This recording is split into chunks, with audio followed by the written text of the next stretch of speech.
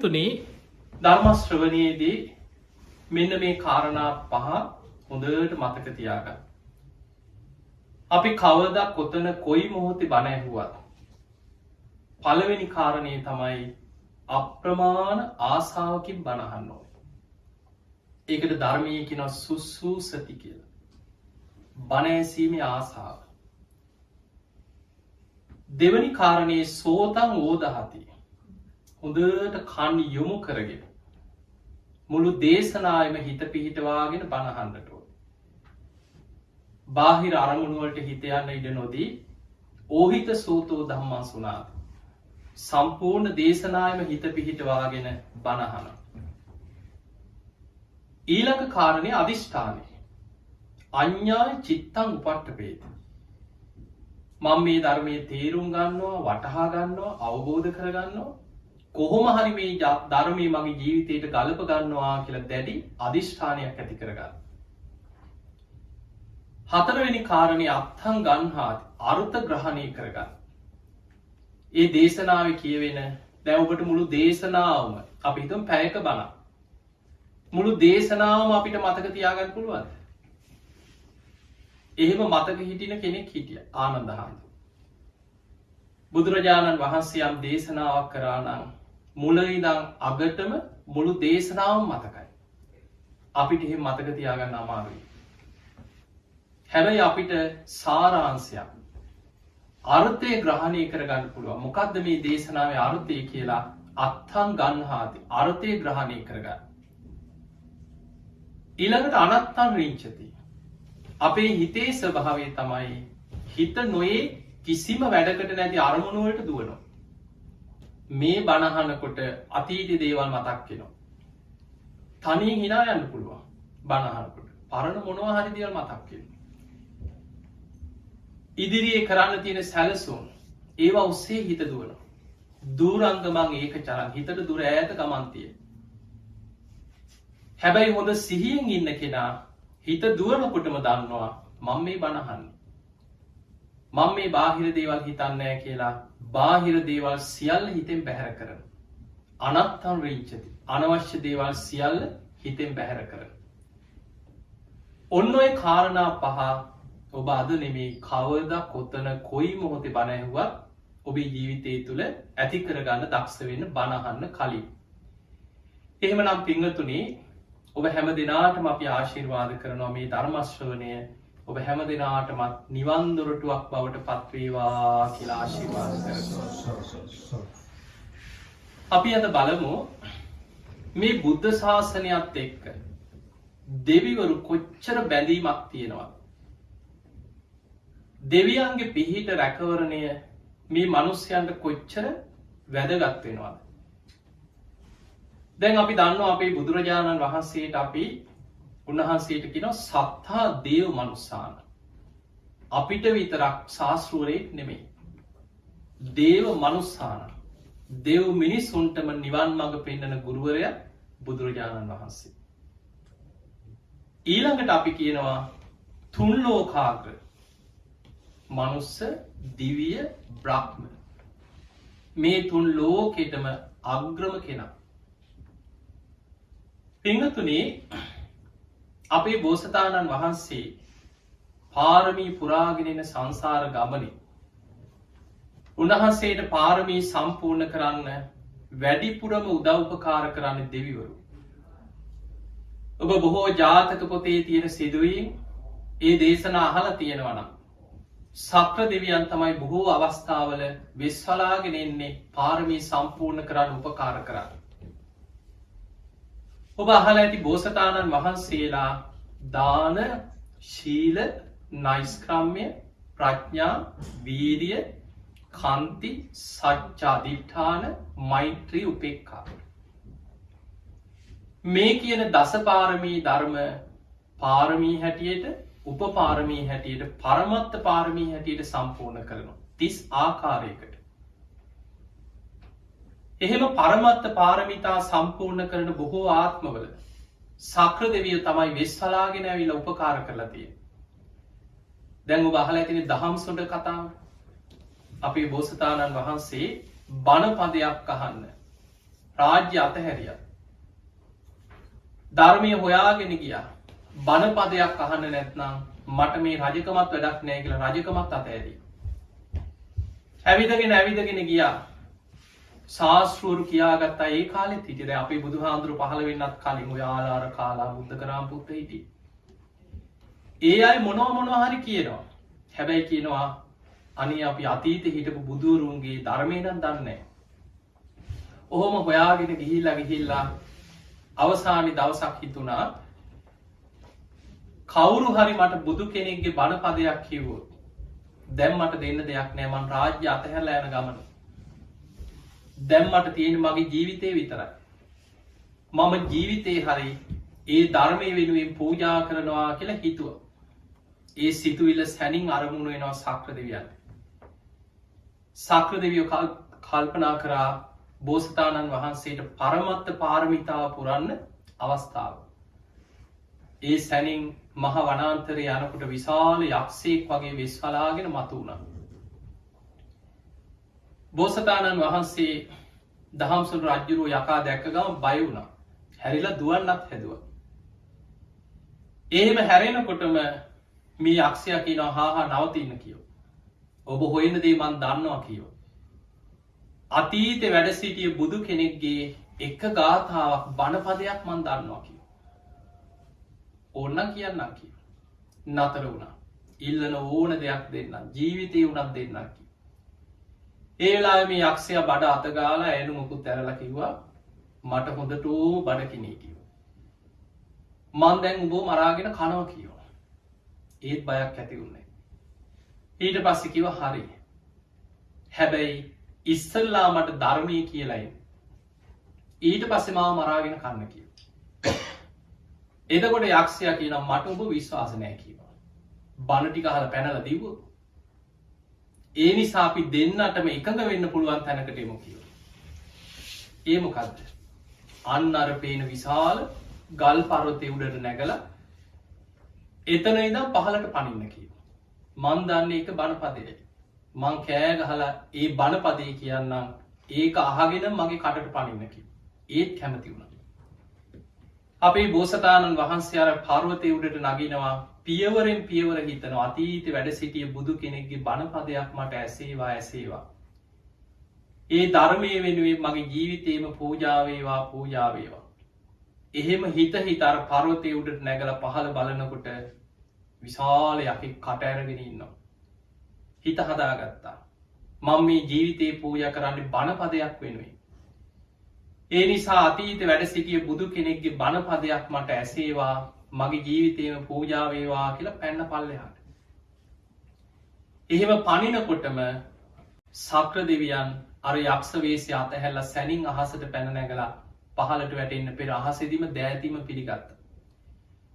දෙව්ලොවටම එක්කන් ගිහිල්ලා පෙර බුදුරජාණන් වහන්සේලාගේ ධර්මය කියලා දුන්නා. ආපහු ගෙනහලා රාජ්‍යයේ පිහිටෙවුවා.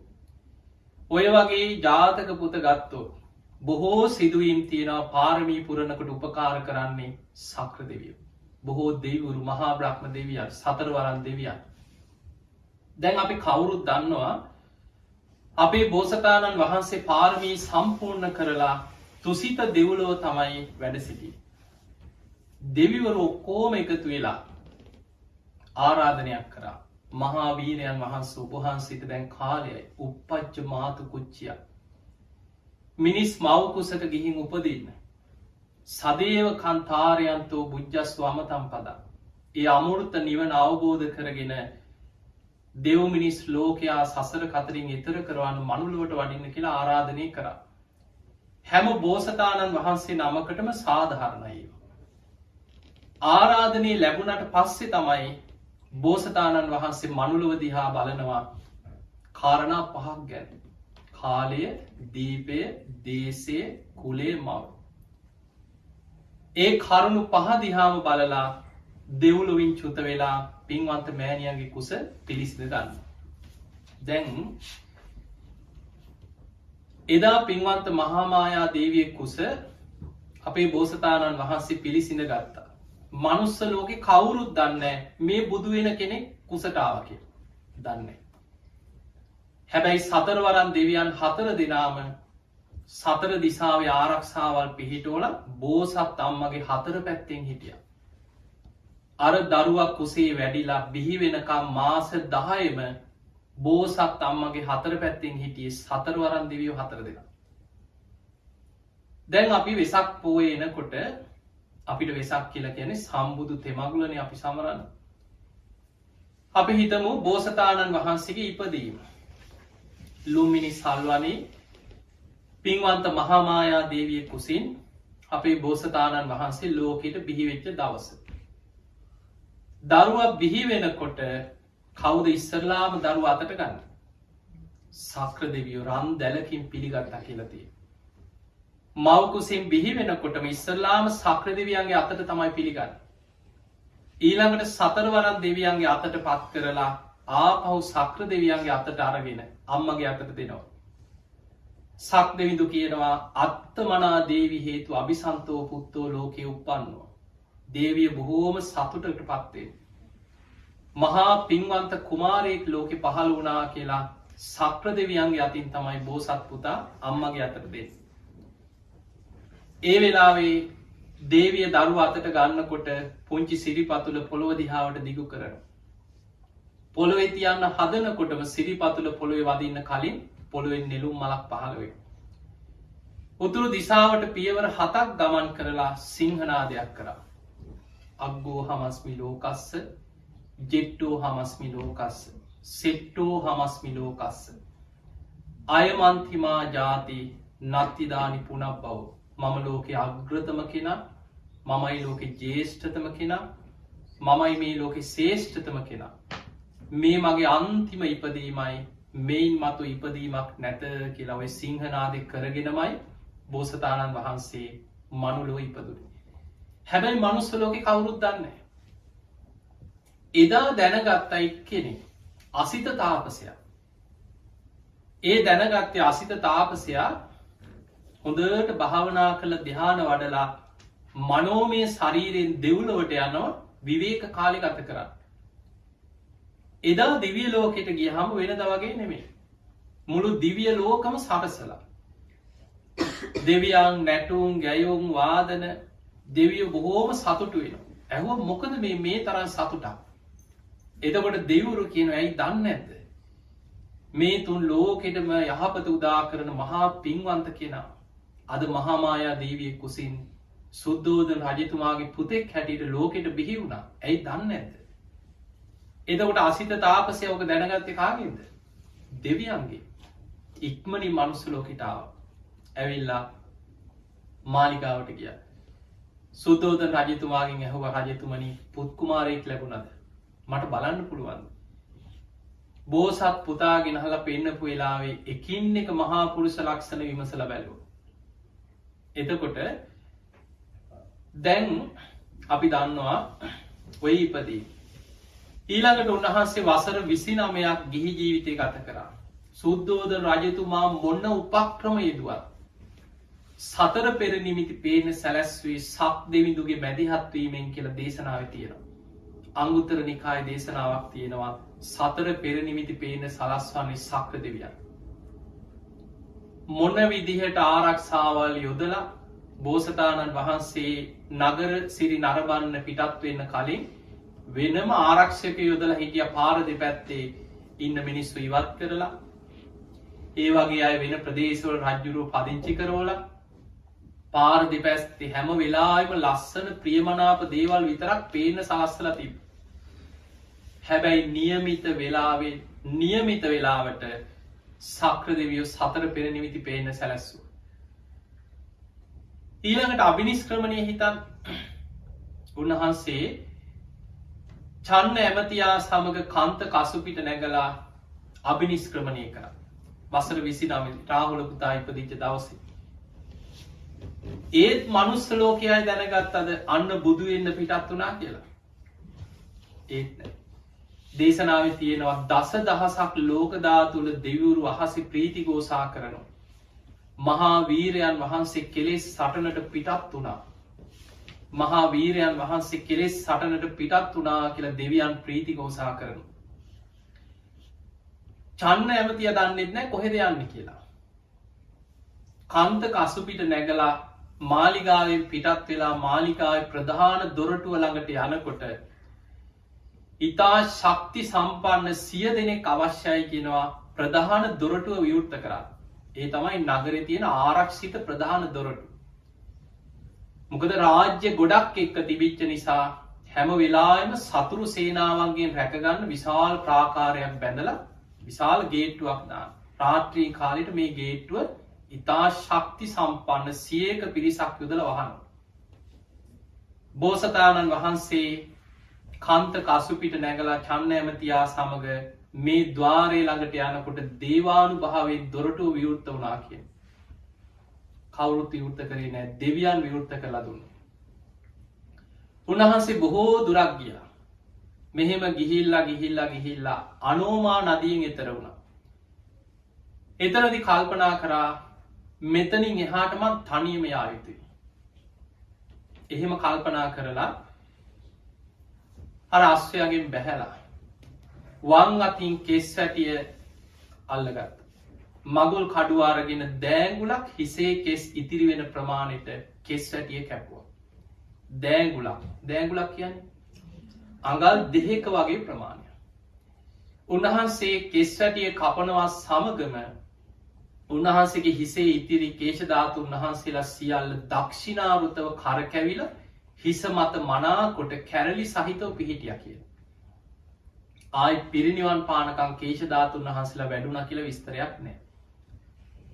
ඒ නිසා බුදුරජාණන් වහන්සේ එතනින් එහා බුදු වුණාට පස්සේ යමෙකුට හිස පිරිමැදලා කේශ ධාතුන් වහන්සේලා ලබලා දුන්නා නම් ඒ සියලුම කේශ ධාතුන් වහන්සේලා දෑඟුලක ප්‍රමාණයෙන් යුක්තයි. අබිනීල බඹර කියලා ධර්මයේ සඳහන් වෙන්නේ. තද නිල් පාටයි බඹර විදියට කැරලි සහිතව හිස මත පිහිටලා තියෙනවා. අර දිගු කෙස් වැටිය කපල අතට අරගෙන සත්‍යක්‍රියාවක් කරා. මේ විමුක්තිය කරා යන ගමනේ ඒ කාන්තේ විමුක්තිය ලැබේ නම් මේ කෙස් පොළොවට නොවැටේවා. අහසේම රැඳේවා කියලා අහසට වීසි කරා. යොදුනක් ඉහළ අහසට පැන නැගලා මහා බෝසතාණන් වහන්සේගේ කේශ ධාතුන් වහන්සේලා අහසේ රැඳෙනවා. දස දහසක් ලෝක ධාතුවල දෙවිවරු සාදුකාර දෙද්දී සක්‍ර දෙවියන් රන් කරඬුවක් මවලා කේශ ධාතුන් වහන්සේලා කරඬුවෙන් පිළිගත්තා. ඒ වෙලාවේ දෙවිවරු සාදුකාර දෙදී දෙව්ලොවට ගිහින් සක්‍ර දෙවියන් මවනවා 12 යොදුනක් විශාල සත්රුවනි මහා සෑය. ඒ තමයි සිළුමිණි මහා සෑය. මහා බෝසතාණන් වහන්සේගේ කේශ ධාතුන් වහන්සේලා තැන්පත් කරා. එතකොට ඒ තමයි මේ තුන් ලෝකෙම අපේ බුදුහාමුදුරුවෝ වෙනුවෙන් හදපු පළවෙනිම චෛත්‍යය. බුදු වෙලා නැහැ එතකොට.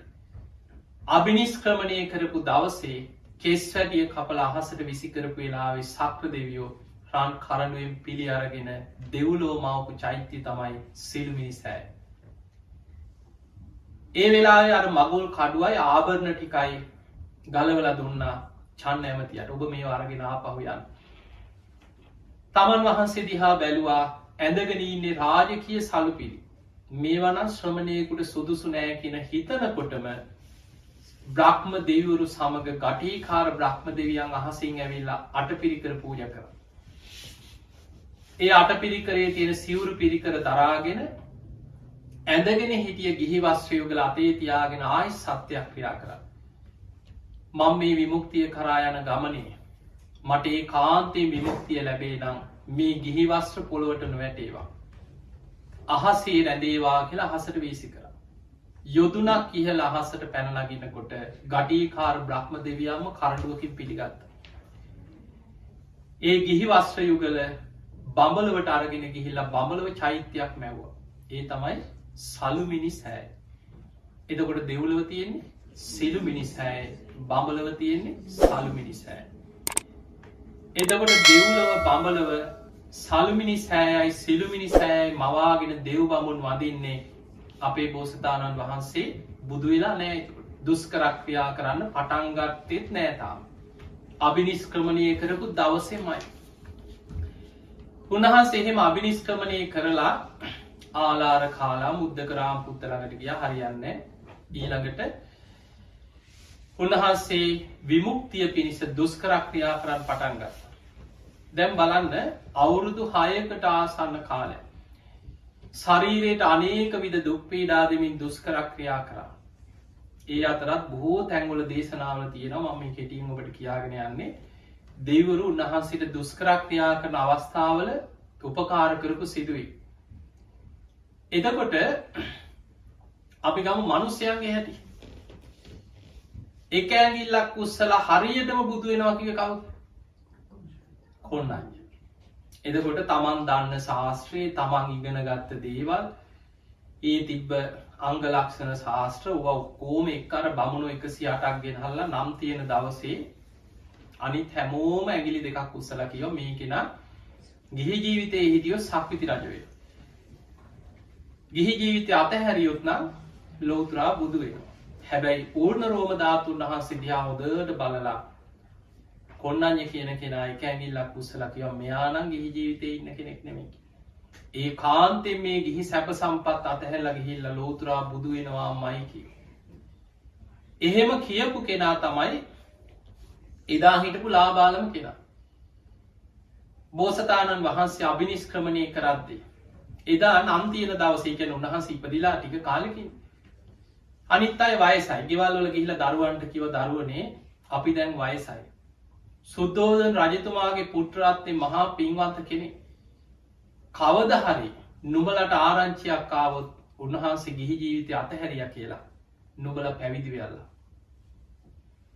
උන්වහන්සේ හොයාගෙන උන්වහන්සේ ළඟට යන්න කියලා දරුවන්ට කියලා තිබ්බයි තාත්තා. වසර 29 දී බෝසතාණන් වහන්සේ අභිනිෂ්ක්‍රමණය කරනකොට අර අනිත් බමුණ මැරිලා. කොණ්ණඤ්ඤ කියන කෙනා ඒ දරුවන් ගාවට ගිහිලා කිව්වා මතකද පියවරු කියපු දේ. බොහෝ දෙනෙක් විවාහ වෙලා දරුමල්ලෝ ඉන්නවා බැඳීම් ඇති වෙලා. ඒ අතරින් 4 දෙනෙක් ඉදිරිපත් වුණා අපි එනවා. ඒ තමයි වප්ප බද්දිය මහානාම අස්සෙ. දැන් ওই 5 දෙනා ආවේ හොයාගෙන ආව උන්වහන්සේ. හම්බුණා දුෂ්කර ක්‍රියා කරද්දී. දැන් මේ 5 දෙනා ආවේ අර අංග ලක්ෂණ ශාස්ත්‍රය ගැන විශ්වාසයෙන් ඒකාන්තයෙන් බුදු වෙනවා කියන විශ්වාසයෙන්. හැබැයි උන්වහන්සේ දුෂ්කර ක්‍රියා කිරීම අතහැරියා විතරයි මේ 5 දෙනා බැන බැනා ගියේ නැද්ද? ඔන්න මිනිස්යන්ගේ හැටි. අර කොණ්ණඤ්ඤ කියන කෙනත් බැන බැනා ගියා ය. උන්වහන්සේ මේ වීරිය අතහැරි. උන්වහන්සේ අවුරුදු 6කට ආසන්න කාලයක් දුෂ්කර ක්‍රියා කරලා අවසානයේ උන්වහන්සේටම තේරුණා දුෂ්කර ක්‍රියාවෙන් විමුක්තියක් කරා යන්න බෑ. දැන් අපි ගමු සම්බුදු තෙමගුල අතර වැදගත්ම දේ තමයි සම්බුද්ධත්වය. බුදු වෙච්ච දවස හිතමු. එදා සුජාතාවගේ කිරිපිඩු දානේ වළඳලා සොත්තිය බමුණාදීපු කුස තනමිටියට අත් අරගෙන ඇසතු බෝධීන් වහන්සේ සෙවණේ නැගෙනහිර දිසාවට කුස තන ඉඳලා උන්වහන්සේ වැඩ සිටියා.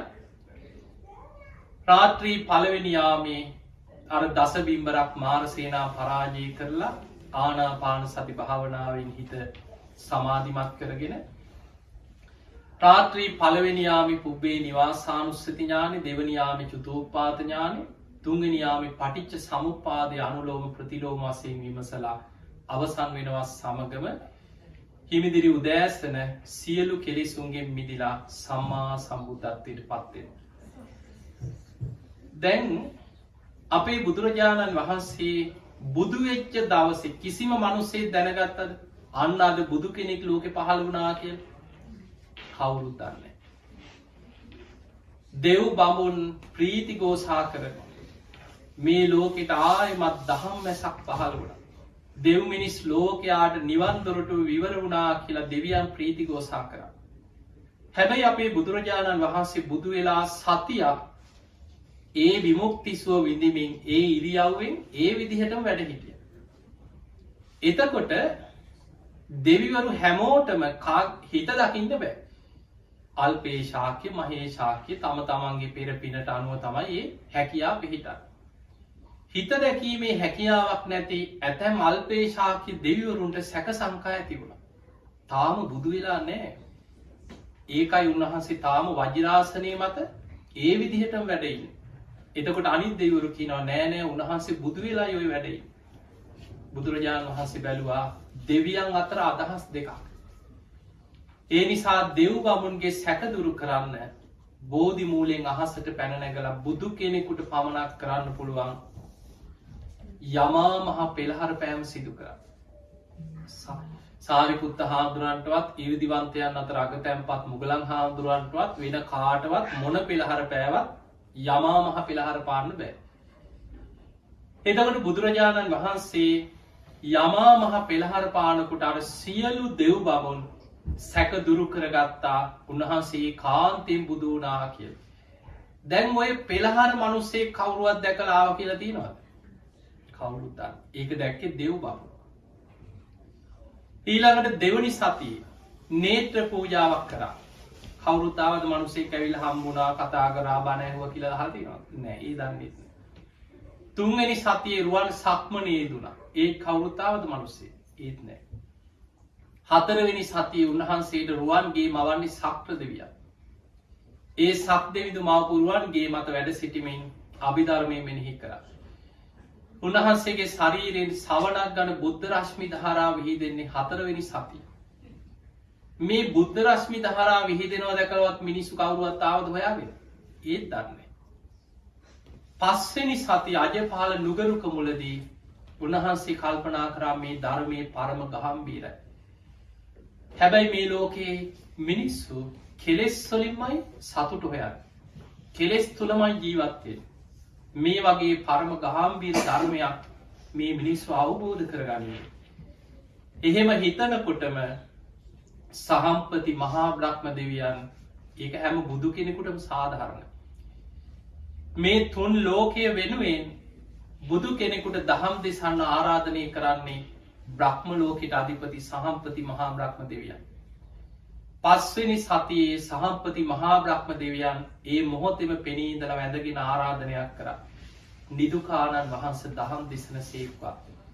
සුගතයන් වහන්ස ලෝකයාට දහම් දෙසන සේක්වා. බුදු කෙනෙක් පහළ වෙලා ධර්ම දේශනා කරන්න උකට ලියුණො. මේ ලෝකයාම නැසීයාව වෙනසියාව. දහම් දෙසන සේක්වා කියලා ආරාධනයක් කර. ඒවිලේ තමයි කාටද මම මුලින්ම මේ ධර්මී දේශනා කරන්න කියලා බුදු ඇසින් ඒ ආරාධනාව පිළි අරගෙන බලන්න. ඒ බලද්දි ආලාර කාලාව දවස් 7කට පෙර මැරිලා අරූපී බ්‍රහ්ම තලයක ඉපදිලා. උද්දකරාම පුත්ත කලින් දවසේ රෑ මැරිලා තියෙන්නේ. බලන්න කරුමේ හැටිනේ.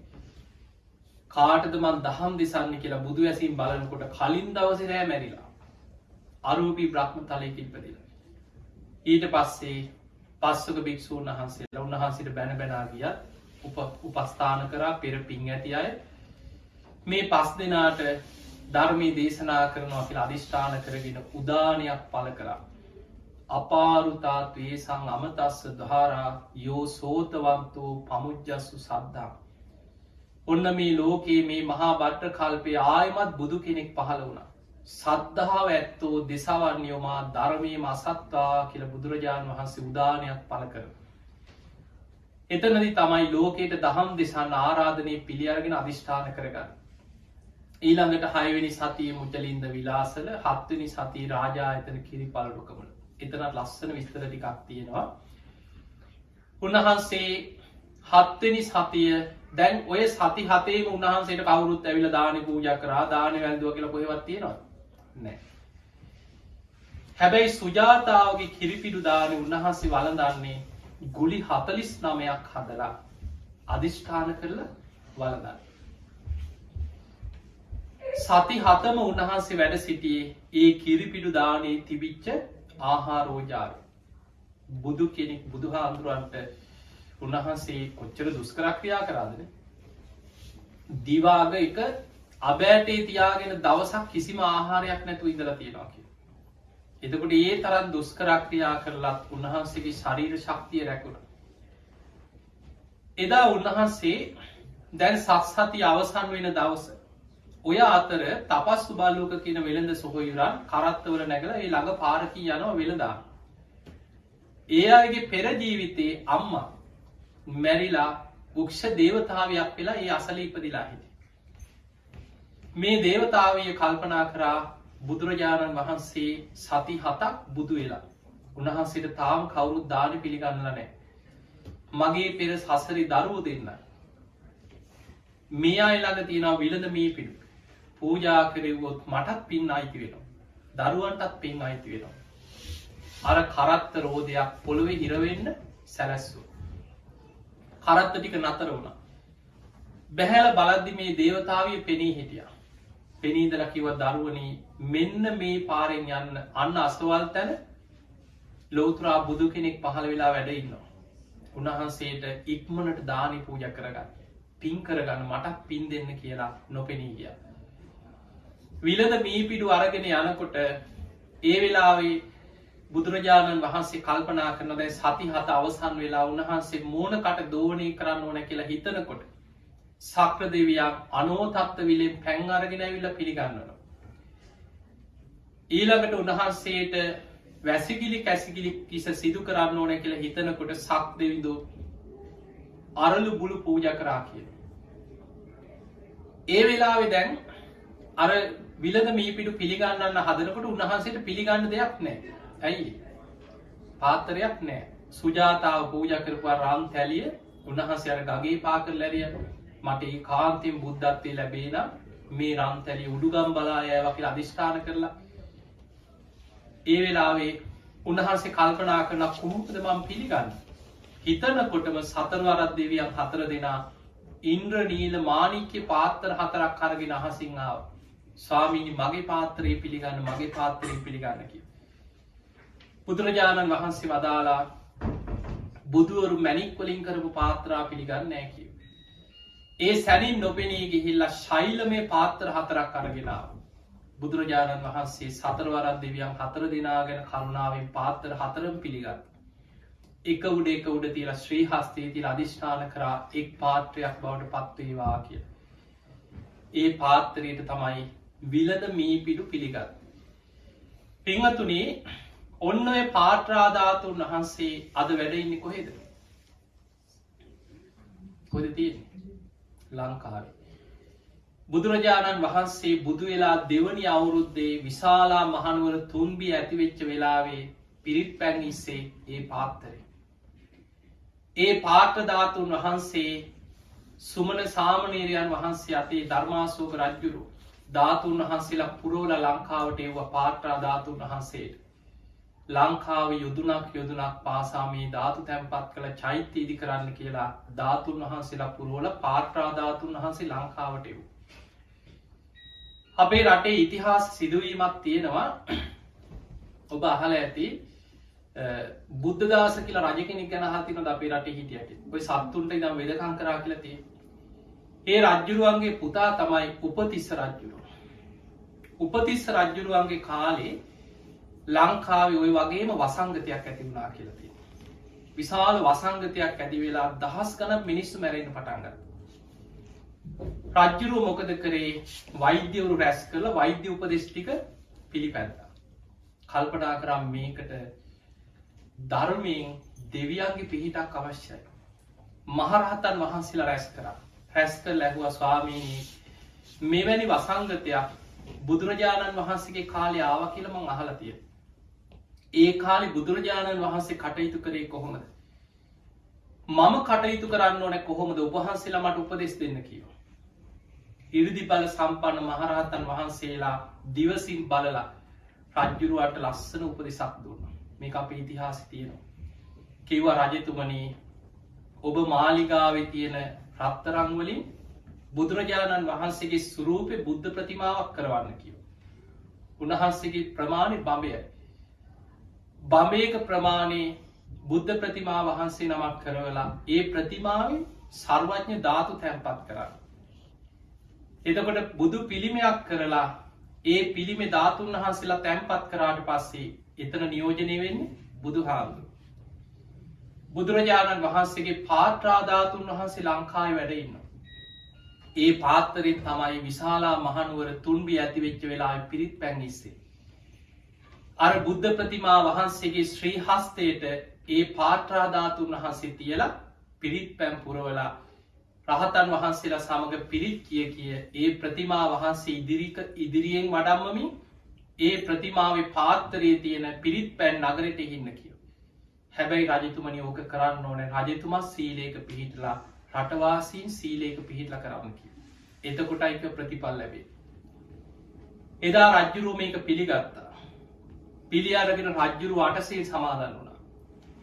රටවැසියන්ට අන කරලා ඒ මහරහතන් වහන්සිල ලවා මිනිස්සුන්ග සිල්වත් කෙරව නගරවාසී.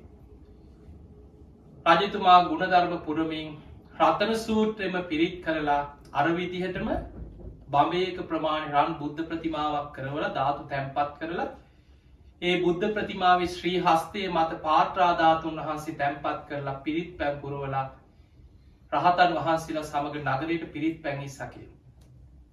පහුවදා වෙනකොට විශාල වර්සාාවක් ඇදහැල්ල ඒ කාලේ නියගකුත් තිබුණ නියගයක් දුරුණ දින කීපයක් යනකොට වසංගතය නැතිවුණා කිය. අපේ ඉතිහාසි තියෙනවා. එදා ඒ උපතිස්ස රජ්ජුරුවෝ රාජ ආඥාවක් පනවල තියෙනවා. අතීතයේද මම මේ විදිහට කරා වසංගතයක් ආපු වෙලාව. අනාගතයේ මේ රටේ රජකං කරන යම් රජෙක් වේද. අනාගතයේද මෙවැනි වසංගතයක් ආවොත් මම මේ කරපු දේ ආදර්ශයට අරගෙන මේ විදිහට කරත්වා කියලා රාජ ආඥාවක් පැනෙව්ව කිය. දැන් ක්‍රමෙත් තියෙනවා. ඔක්කොමත් තියෙනවා. මොකක්ද කරන්නම් බැරිදේ. සීල්වත් කරන්න බෑ. උඩ ඉදම් පහලටම සීලේක පිහිටවන්න බෑ. ඒ නිසා කොච්චර රතන සූත්‍ර කිව්වත් ප්‍රතිඵල නැත. දෙවියම් පිහිට වෙන්නේ. ඒ නිසා පිරිත ප්‍රශ්නයක්කත් ධර්මය ප්‍රශ්නයක්කත් නෙමේ. දෙවියන් හැරිලවත් බලන්නේ. පිංහතුනී රතන සූත්‍ර දේශනාවේ ඔබ රතන සූත්‍ර කියලා ඇති රතන සූත්‍රය පළවෙනි ගාථා දෙක තියෙන්නේ බුදුරජාණන් වහන්සේ දෙවියන්ට ආරාධනා කර කෝටි ලක්ෂයක් සක්වල දෙව්බමුන්ට ආරාධනා කරන පළවෙනි ගාථා දෙකින් ආරාධනා කලා ඉල්ලීමක් කරනවා දිවාච රත්තෝච හරන්තියේ බලි තස්මාහිනේ රක්ක තප්ප මත්තා මේ මනුස්්‍යයන්ව දවල් රෑ දෙකේ ආරක්ෂා කරන්න. මෙත්තං කරෝත මානුසියා පජාය මේ මනුස්්‍යයන් ගැන මෛත්‍රීසිත් ඇති කරගෙන මේ මනුස්්‍යයන්ව රකින්න කියලා බුදු හාමුදුරු දෙවියන්ගෙන් ඉල්ලීමක් කරන. ඒ ඉල්ලීම කරලා තමයි බුදුගුණ දහම්ගුණ සඟගුණ ඇතුළත් සත්‍යයක් ක්‍රියා කරන්න. ඉතිරි ගාථාටිකේ තියෙන සත්‍යයක් ක්‍රියා. අවසාන ගාථ තුන රතන සූත්‍රී බුදු හාදුරනමි දේශනා කරන්න. ඒ දේශනාව අවසන් වෙනකොට අර අහසේ රැස්වෙලා හිටපු කෝටි ලක්ෂයක් සක්වල දෙව් බමුන් වෙනුවෙන් සක්‍ර දෙවියන් පහලට බහිනවා දිවිය සුරූපයෙන්ම පහලට බැස්ස. බැහැල බුදුරජාණන් වහන්සේට වැඳගෙන ගාත තුනක් කිව්වා. යානීද භූතානි සමාගතානී බුම්මානිවායා නිවහන් තලික්කේ. තතාගතන් දේව මනුස්ස පූජිතන් බුද්ධන් නමස්සාමිස්වත්ති හෝතු. මේ අහසේ අන්තරීක්ෂ රැස්වෙලා ඉන්න කෝටි ලක්ෂයක් සක්වල දෙව් බමුන් ඔබහන්සිකව ආඥාව ඒ විදිහටම පිළිගත්තා. අපි දෙව් මිනිස්සුන්ගේ අග්‍රස්ථානයෙන් සලකන බුදුරජාණන් වහන්සේට අපි වන්දනා කරනවා. ධර්මයට වන්දනා කරනවා සංඝයාට වන්දනා කරනවා කියලා ගාත තුනකින් බුදු හාමුදුරන්ට වන්දනා කරලා ආඥාව පිළිගත්ත. හැබැයි ඒ බුද්ධ ආඥාව පිළිගත්තේ ගුණධර්ම රකින සිල්වත් මිනිස්සුන්ට පිහිට වෙනවා කිය. ඒ නිසා පින්වතුනී අපි කොච්චර රතන සූත්‍රය කිව්වත් ගුණධර්මයක් නැත්තන් දෙවියම් පිහිට වෙන්නේ. ඒක බුද්ධ දේශනා ගොඩක පැහැදිලිව තියෙනවා. දැන් අපි ගමු බුදුරජාණන් වහන්සේගේ ප්‍රථම ධර්ම දේශනා දැන් ඉපදීම පුදුවීම ඊළඟට බුදු හාන්දුරන්ගේ ප්‍රථම ධර්ම දේශනා දම්සක් පැවතු සූට්‍ර මනුස්ස ලෝකෙම බණැහව කී දෙනාද 5 දිනයි. අහසේ ඉදිකටු තුඩක් තරම් ප්‍රමාණය දෙවරු දිවිය ශරීර ඉතාම සියුම් දිවිය ශරීර මවාගෙන දෙවියන් පිරුණකින අහස ඉඩ නැතු. එතකොට ඉතාල කොච්චන දිවරු අහස ඉන්න ඇති කියල බණහන්. ධම්මචක්ක දේශනාව අටුවාවි තියෙනවා දේශනාව අවසන් වෙනකොට 18 කෝටියක් දීවරු මාර්ග පල් ලබන මනුස්ස ලෝකින් එක් කියලයි. කොන්නඥ හාමුදුරුව විතරක් සෝවාන් වුණා. හැබැයි දෙවියන් අතර 18 කෝටියක් මාර්ග පල් ලැබ. එහෙමනම් අපිට පේනවා මනුස්සයන්ට වඩා දෙවිවරුන්ට ධර්මය අවබෝධ කිරීමේ කුසලතාවය අඩුද වැඩිද? වැඩි. පින්වතුනි, මේ බුද්ධ ශාසනයේ වැඩිපුරම මාර්ගඵල ලබලා තියෙන මිනිස්සු නෙමෙයි. දෙවිවරු. බුදුරජාණන් වහන්සේගේ දේශනාවල බොහෝ දේශනාවලදී සඳහන් වෙනවා මනුස්ස ලෝකෙ එක්කෝ 5 දෙනයි 10 දෙනයි 1000ක් කියන දෙවියන් අතර දහස් ගණන් මාර්ගඵල ලබනවා. ඊළඟට දැන් අපි ගමු අපි දන්නම චරිත.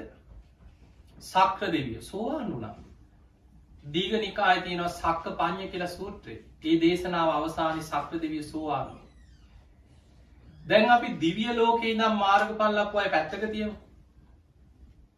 මනුස්ස ලෝකේ මාර්ගඵල ලැබුව අය අද කොහෙද ඉන්නේ? රහතන් වහන්සේලා විතරයි පිරිනිවන් පෑවේ. එදා මනුස්ස ලෝකේ සෝවාන් වෙච්ච කෝටි ගාණක් හිටියද අද කොහෙද? දිව්‍ය ලෝකේ. එදා මනුස්ස ලෝකේ බණහලා බුදුහාඳුරන්ගෙන් භික්ෂු භික්ෂුණී උපාසක උපාසිකා අතර සකදාගාමි වෙච්ච අය හිටියනම් අද කොහෙද? දෙව්ලොව. එදා මනුස්ස ලෝකේ බුදුරජාණන් වහන්සේගෙන් බණහලා අනාගාමි වෙච්ච අය හිටියනම් අද සුද්ධාවාස බඹලොව. කීප දෙනෙක් එහි පිරිනිවන් පාලා ඇති.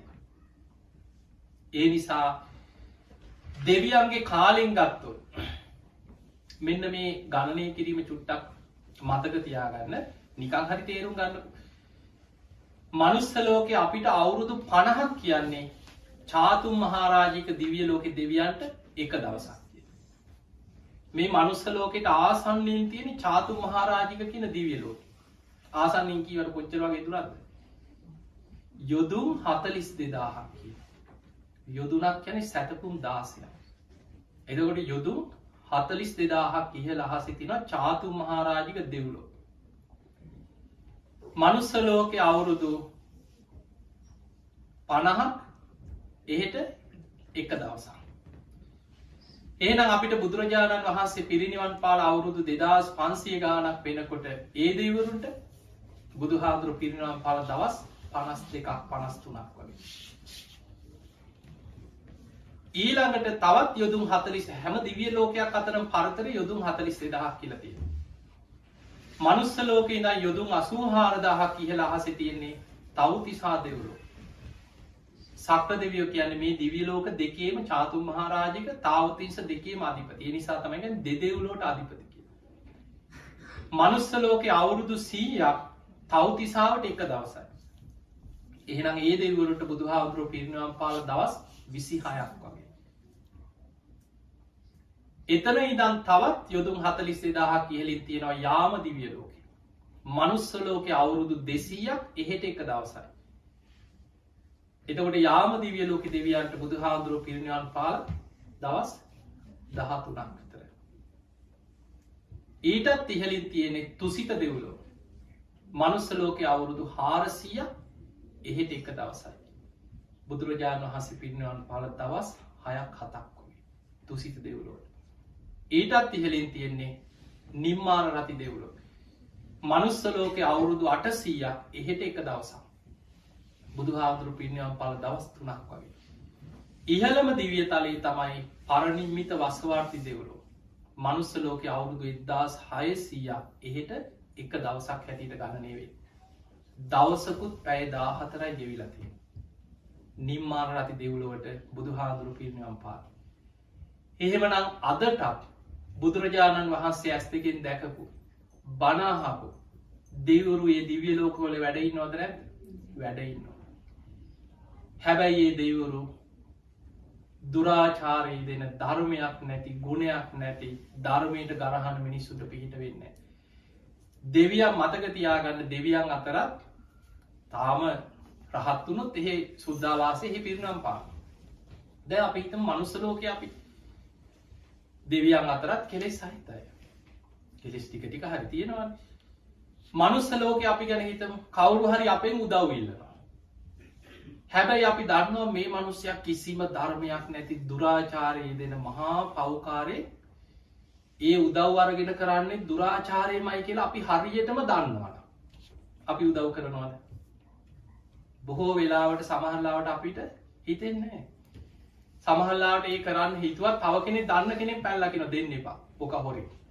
ඔය කුඩු කාරේ කියනවන්නේ දෙන්න එපා. ඔය මිනිස්සයා මෙහෙම කෙනෙක් කියලා කියනවා.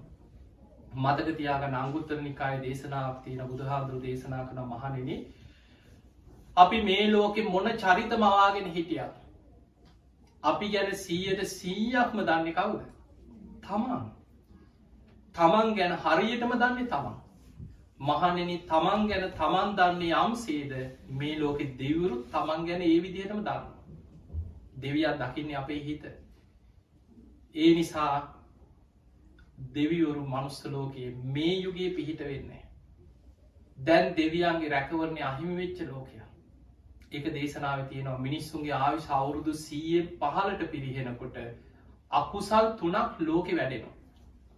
අධර්ම රාගේ, විෂම ලෝභය, මිත්‍යා ධර්මය. ඒ අකුසල් 3 මිනිස්යන්ගේ මනසේ විකෘති වෙනවා කියලා. ඒ අකුසල් 3 විකෘති වෙනකොට මිනිස්සුන්ගේ ආයුෂ අවුරුදු 115ට වේගෙන් පිරිහීගෙන එනවා. අවුරුදු 100 වෙනකොට අර අධර්ම රාගේ, විෂම ලෝභයේ, මිත්‍යා ධර්මයේ බලවත් වෙලා මිනිස්සු තිරිසන් වගේ හැසිරෙන්න ගන්නකොට දෙවියන් මිනිස්සුන්ගෙන් ඈත් වෙනවා කියලා. දෙවියන් මිනිස්යන්ගෙන් ඈත් වෙනකොට අංගුත්තර නිකායේ තියෙනවා මහා සාල කියලා සූත්‍රය. ඒකේ තියෙනවා සැඩ යක්ෂයන් මිනිසුන් අතරට යකුන් මුදා හරිනවා කියලා. ගම් නගර නියංගන් ජනපද අනාගතයේ අමනුෂ්‍යයන්ගේ ගොදුරු වෙනවා කියලා. දෙවියන් පිහිට වෙන්නේ නැහැ කියලා. දෙවියන් අහක බල. දෙවියන්ගේ පිහිට නැති වෙච්ච තැන අරක් ගන්න දරුණු අමනුෂ්‍යයෝ කියලා. ඒ නිසා පින්වතුනි අද ලෝකෙට මේ විපත සිද්ධ වෙගෙන යනවා. ඒ නිසා ඔබට මේ කියපු කරුණු ටිකෙන් බුද්ධ චරිතය ගත්තොත් අපිට ගොඩාක් විස්තර කරන්න පුළුවන් දෙවිවරු ගැන. බුදුරජාණන් වහන්සේගේ දිනචරියාවේ රාත්‍රී 10 ඉඳන් පාන්දර 2 වෙනකම් මැදියම් යාමේ වෙන් කරේ දෙවිවරුන්ට. හැමදාම රාත්‍රී කාලේ මුළු මහත් ජේතවනයෙන් බබළුවාගෙන ආපු දේවතාවෙක් මෙහෙම ප්‍රශ්නයක් ඇහුවා කියලා සංයුත්ත නිකායේ තියෙනවා දේවතා සංයුත්තේ, දේවපුත්ත සංයුත්තේ කියලා දේශනා 100 ගාණක් තියෙනවා.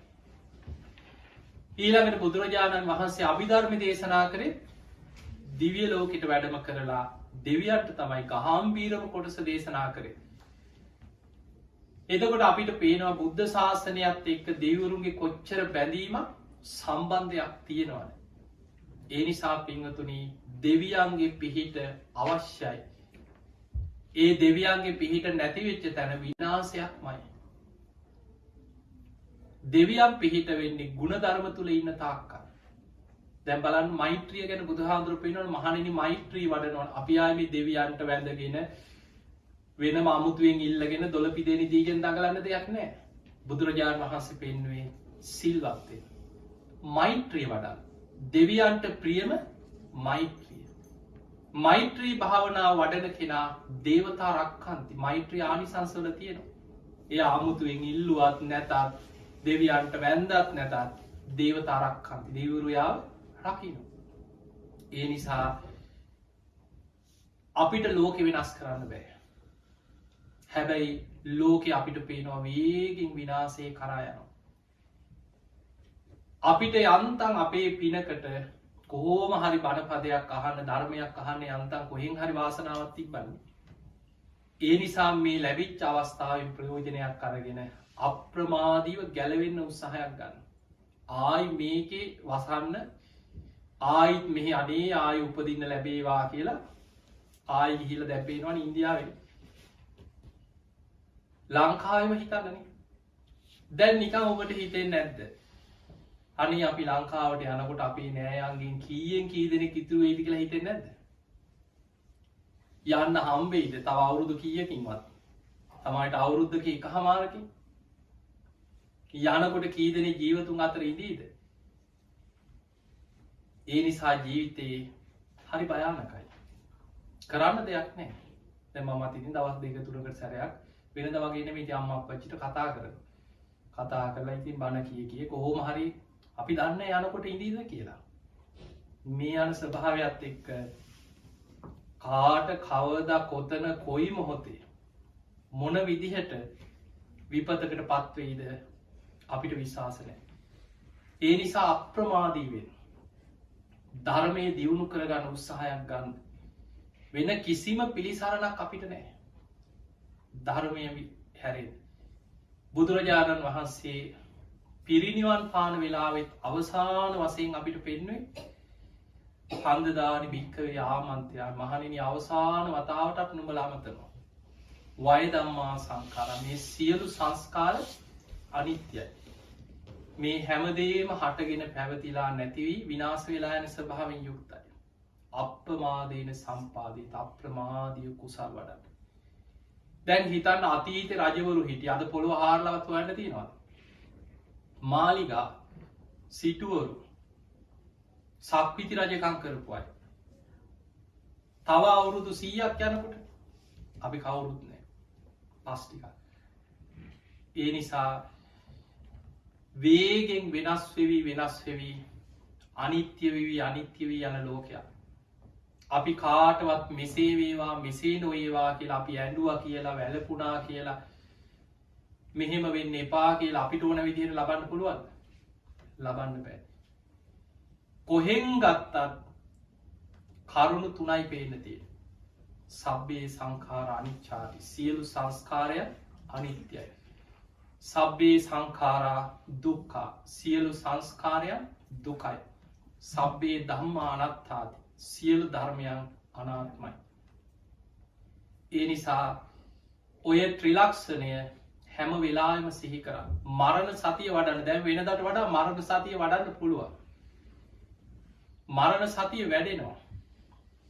ඒ නිසා ඒ වගේ දේවල් අම්බෝ මම නම්ව බලන්නෑ කියලා අහක බලාගන්න නෙමේ තියෙන්නේ. ඒව බලන්න.